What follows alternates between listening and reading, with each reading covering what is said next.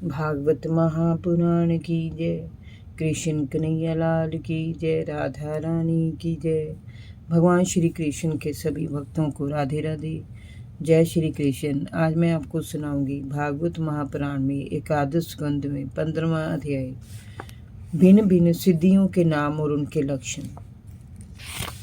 भगवान श्री कृष्ण ने कहा, प्रिय उद्धव, जब कोई साधक मन, प्राण और इंद्रियों को एकाग्र करके अपना चित्त मुझ में लगा देता है, तब उसके सामने बहुत सी सिद्धियां उपस्थित हो जाती हैं।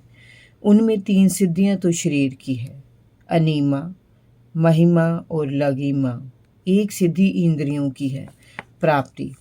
इसके अतिरिक्त लौकिक मीन्स संसारिक और पारलौकिक मीन्स दूसरे लोक की पदार्थों का इच्छानुसार अनुभव करने वाली सिद्धि प्राकाम्य है।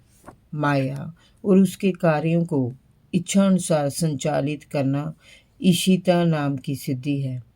विषयों में रहकर भी उनमें आसक्त ना होना वशीता नाम की सिद्धि है। और कामावसायिता नाम की वह सिद्धि है जिसके द्वारा उस सुख की सीमा तक पहुंचा जा सकता है जिसकी कामना की जाती है। उद्धव, ये उपरयुक्त 8 सिद्धियां स्वभाव से ही मुझ में निवास करती हैं। जिन्हें मैं देता हूँ उन्हें ये अशांत प्राप्त हो जाती है। इनके अतिरिक्त भी कई अन्य सिद्धियां हैं। 10 सिद्धियां वे हैं जो सत्व गुणों के विशेष विकास करने से मनुष्य को प्राप्त होती है, जैसे शरीर में भूख प्यास के वेग को रोकना, बहुत दूर की वस्तुओं को देख लेना, दूर की बातों को सुन लेना, मन के साथ ही सशरीर उस दूरस्थ स्थान पर पहुंच जाना, इच्छानुसार रूप धारण कर लेना, परकाया प्रवेश कर जाना, इच्छानुसारी शरीर का त्याग करना, अप्सराओं के साथ होने वाली देव क्रीड़ा का दर्शन करना, संकल्प सिद्धि करना, दूसरों से अपनी इच्छा के अनुसार आज्ञा पालन कराना। उद्धव, योगियों के द्वारा प्राप्त होने वाली 5 सिद्धियां हैं। भूत, भविष्य और वर्तमान की बात जान लेना, शीत उष्ण, सुख दुख और राग द्वेष आदि द्वंद्वों के वश में ना होना, दूसरे के मन की बात को जान लेना, अग्नि, सूर्य, जल, विष आदि की शक्ति को स्तंभित कर देना और किसी से पराजित ना होना। उपरयुक्त सभी सिद्धियां योग धारण करने से प्राप्त होती हैं। प्रिय उद्धव, पंचभूतों की सूक्ष्मतम मात्राएं मेरा ही शरीर है। जो साधक अपने मन को तदाकार करके मुझ में लगा देता है, अर्थात मेरे तन मात्रात्मक शरीर के अतिरिक्त और किसी वस्तु का चिंतन नहीं करता, उसे अनिमा नाम की सिद्धि प्राप्त होती है। इस सिद्धि के द्वारा वह पत्थर की चट्टान में भी प्रवेश कर सकता है। उसे अणु के समान सूक्ष्म रूप धारण करने की क्षमता प्राप्त हो जाती है। महत्त्व के रूप में समस्त व्यवहारिक ज्ञानों का केंद्र मैं ही हूँ। जो मेरे उस रूप में अपने मन को महत्त्वाकार करके तन्मय कर देता है, उसे महिमा नाम की सिद्धि प्राप्त होती है। इसी प्रकार मेरे पंचभूतों के जो अलग अलग शरीर हैं, उनमें मन लगाने से वैसे ही महिमा प्राप्त हो जाती है। जो योगी वायु आदि 4 भूतों के परमाणुओं को मेरा ही रूप समझकर चित्त को तदाकार कर देता है, उसे लघिमा नाम की सिद्धि प्राप्त हो जाती है। जो सात्विक अहंकार को मेरा स्वरूप समझकर मेरे उसी रूप में चित्त को लगा देता है, वह समस्त इंद्रियों का अधिष्ठाता हो जाता है। मेरा चिंतन करने वाला भक्त इस प्रकार प्राप्ति नामक सिद्धि को प्राप्त कर लेता है। जो पुरुष मुझ महतत्व अभिमानी सूत्रात्मा में अपना चित्त स्थिर करता है, उसे प्राकाम्य सिद्धि प्राप्त होती है। इस सिद्धि के द्वारा सभी प्रकार के भोग प्राप्त हो जाते हैं। जो पुरुष मुझ विश्वरूप और त्रिगुणमयी माया का स्वामी काल स्वरूप की धारणा करता है, वह समस्त जीवों के शरीरों को अपनी इच्छानुसार प्रेरित करने की सामर्थ्य प्राप्त कर लेता है। इसे ईर्षित्व सिद्धि कहते हैं। जो योगी मेरे नारायण स्वरूप में, जिसे भगवान भी कहते हैं, अपना मन लगा देता है, उसमें मेरे स्वाभाविक गुण प्रकट होने लगते हैं, उसे वशीता नाम की सिद्धि प्राप्त हो जाती है। इसी प्रकार जो मेरे निर्गुण ब्रह्म रूप में अपना निर्मल मन स्थिर कर लेता है, उसे परमानंद स्वरूपणी सिद्धि कामावसायिता प्राप्त हो जाती है। ये सिद्धि कामनाओं को पूर्ण करने वाली है।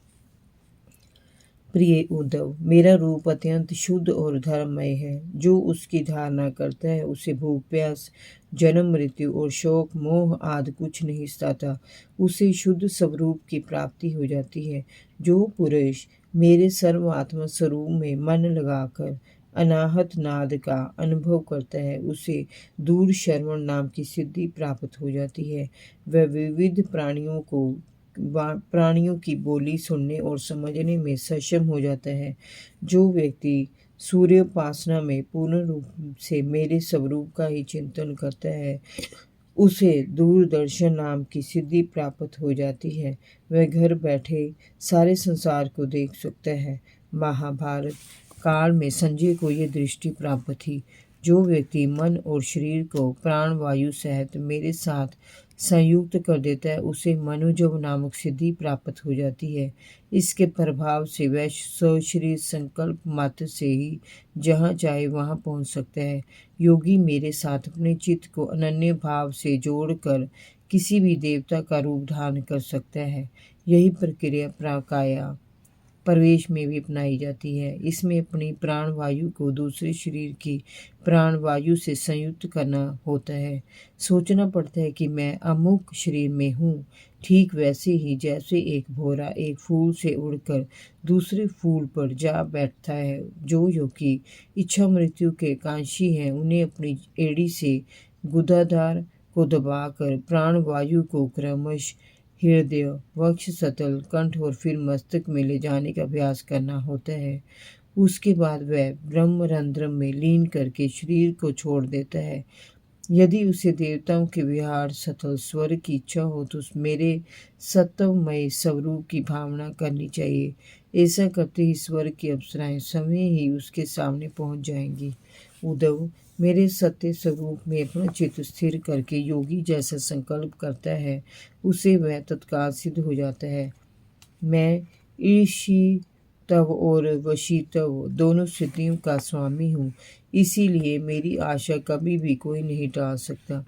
जिस योगी का चित्त मेरी धारणा करते करते मेरी भक्ति के प्रभाव से शुद्ध हो जाता है, उसकी बुद्धि जन्म मृत्यु और अदृष्ट विषयों को भी जान लेती है। भूत वर्तमान और भविष्य की सभी बातों को वह जान लेता है। मेरा ध्यान करने वाला व्यक्ति अजय होता है। प्रिय उद्धव, जिसने अपने प्राण मन और इंद्रियों पर विजय प्राप्त कर ली है, जो संयमी और नित्य ध्यान करता है, उसके लिए कोई ऐसी सिद्धि नहीं है जो दुर्लभ हो। उसे सभी सिद्धियां स्वतः ही प्राप्त हो जाती हैं, क्योंकि सभी सिद्धियों का स्वामी मैं ही हूँ। जय जय श्री राधे। भागवत महापुराण की जय। कृष्ण कन्हैया लाल की जय। भगवान श्री कृष्ण के सभी भक्तों को राधे राधे। जय श्री कृष्ण।